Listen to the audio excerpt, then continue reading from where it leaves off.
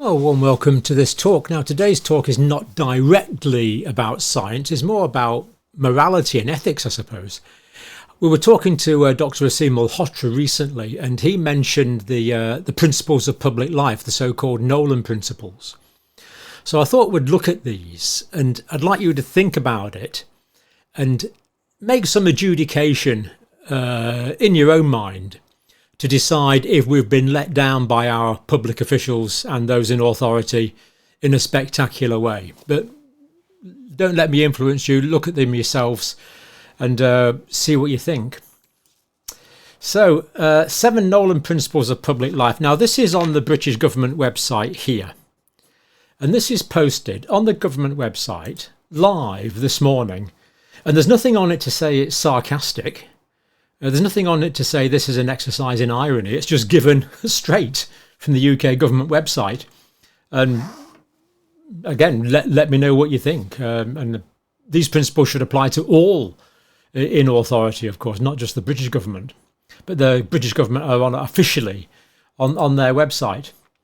And it comes from the Committee on the Standards in Public Life. I've put the links in there as usual. Click on them and you'll go directly. Right, first principle, selflessness. Holders of public office should act solely in terms of the public interest. This would completely, of course, preclude conflicts of interest. It would completely preclude people having financial interests in various businesses or various vested interests that would be precluded by that. Has this always been the case?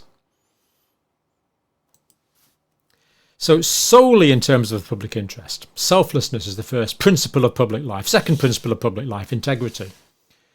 Holders of public office must avoid placing themselves under any obligation, no obligation at all, any obligation to people or organisations. People or organisations. This would include, billionaires, philanthropists, individuals of any sort, political leaders, or organisations that might try inappropriately to influence them in their work. We want zero inappropriate influence in public officials and public people's work.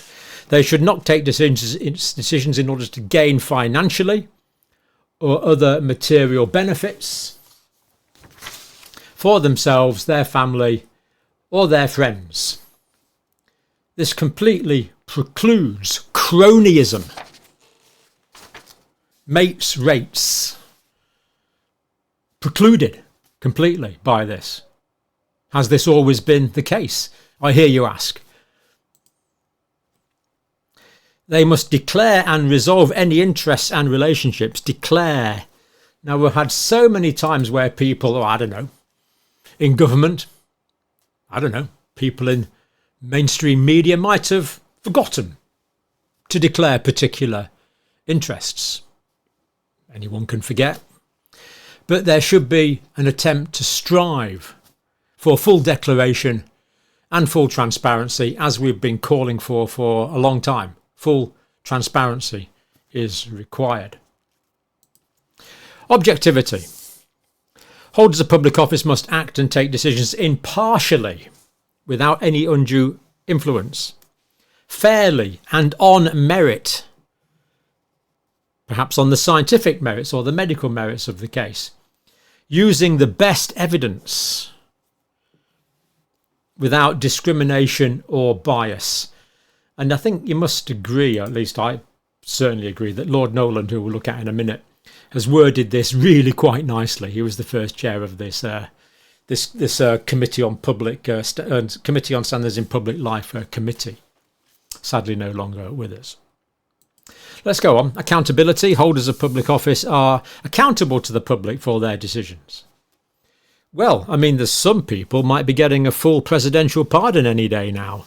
Are they going to be accountable to the public for their decisions and actions? Must submit themselves to the scrutiny necessary to ensure this. Are people open to scrutiny, to critique, to argumentation? Maybe not always, to be quite honest. Openness. Holders of public office should act and take decisions in an open and transparent manner. information should not be withheld from the public. just rings so true, doesn't it? Information should not be withheld from the public unless there's a clear and lawful reason for doing so. Oh, that must be it. All this information that's been withheld, there must be a clear and lawful reason for doing so. Pity we haven't always been informed what that reason is, but there you go. We're only the plebs. We're only the ordinary people, the plebeian class, the hoi polloi. Honesty. Holders of public office should be truthful. It's just so obviously true, isn't it? So obviously true, but who knows? Maybe you can think of occasions when it hasn't always been fully implemented. Who knows? Leadership. Holders in public office should exhibit these principles in their own behaviour. Oh, I don't know. That might include things like not breaking COVID rules and going for a liaison with one of your assistants. It could include anything like that. Who knows what this means in particular circumstances? Holders of a public office should exhibit these principles in their own behaviour and treat others with respect. Treat others with respect. Do as you would be done by. What the heck is wrong with that principle? Nothing, of course. They should actively promote and robustly support the principles and challenge poor behaviours whenever it occurs. So not only should people in public life not take part in poor behaviours, they should challenge poor behaviour whenever it occurs. I mean, this is real motherhood and apple pie, isn't it? There's nothing to disagree with here, of course. And yet, a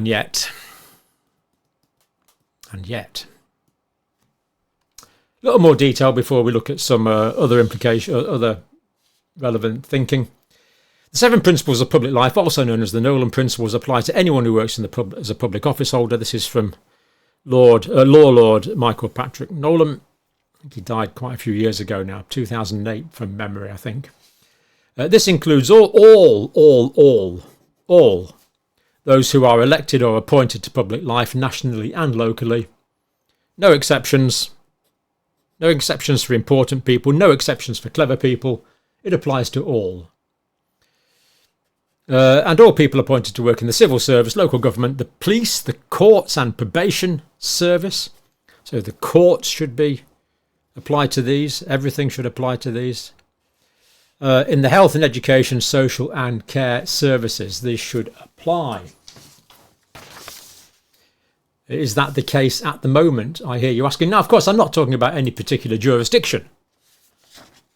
These are in the UK government website, but you could apply these to wherever you live. Of course.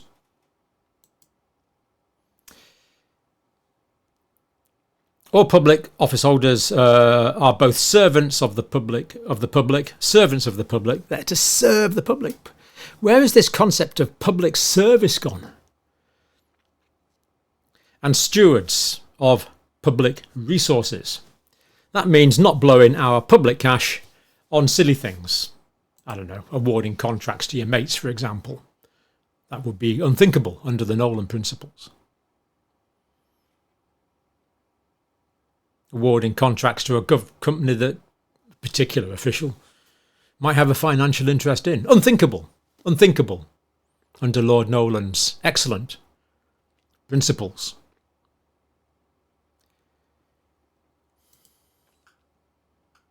Maybe many mighty have fallen. Now, the banality of evil. Banal. This comes from Hannah Arendt. She wrote about Eichmann in Jerusalem, a report on the banality of evil, the New York in 1963. Adolf Eichmann, of course, was a great instigator of the final solution from 1940 to 1945. In fact, earlier than that, 1939, really. And he didn't get his hands dirty himself. He was a bureaucrat, an administrator. Now, Hannah, in her piece, actually quite interesting, seems to think that Eichmann was somehow detached and in a lesser way responsible. I'm not. Don't let me double guess there, but she seems to almost think that because Eichmann was detached, he wasn't directly involved. Read the article for yourself. I'll put a link there to a discussion of it. But I don't think there's any excuse for him. I think he knew exactly what he was doing. And I think a lot of these people in senior offices know exactly what they're doing. And as Lord Nolan says, accountability should be exercised. And of course, in Eichmann's case, accountability was finally exercised in Jerusalem in 1963, I believe it was. C.S. Lewis, preface to the Screwtape Letters, written in 1942. The greatest evil is not now done in those sordid dens of crime that Charles Dickens, loved to paint. It is not done in the concentration camps and labour camps, not even done in the concentration camps and labour camps. In those we see its final results. So yes, we do see the evil final results, but that's not where it originates, according to Lewis in 1942. But is conceived and ordered, moved, seconded, carried and minuted in clean, carpeted, warmed and well-lighted offices by quiet men with white collars and cut fingernails and smooth shaven cheeks who do not need to raise their voices.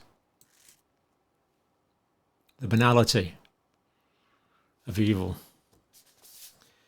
Quiet men don't even need to shout about it.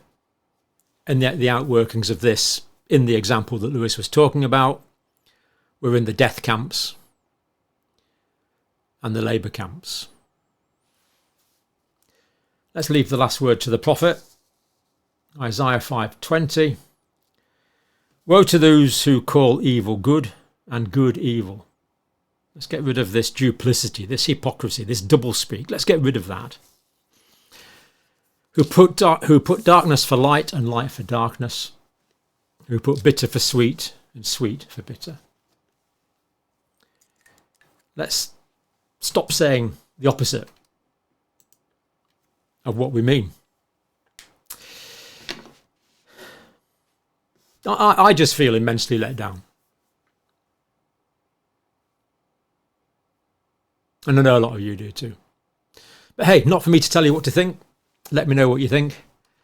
And thanks to C.S. Lewis, one of the great writers and thinkers of the 20th century, in my view. And just out of interest, I've just put the link there for Spotify. John Cleves, the famous British comedian, actor, has actually narrated all of C.S. Lewis's Screwtape Letters. And brilliantly so, in my view. So brilliantly written and brilliantly narrated, and you can click and listen to that free.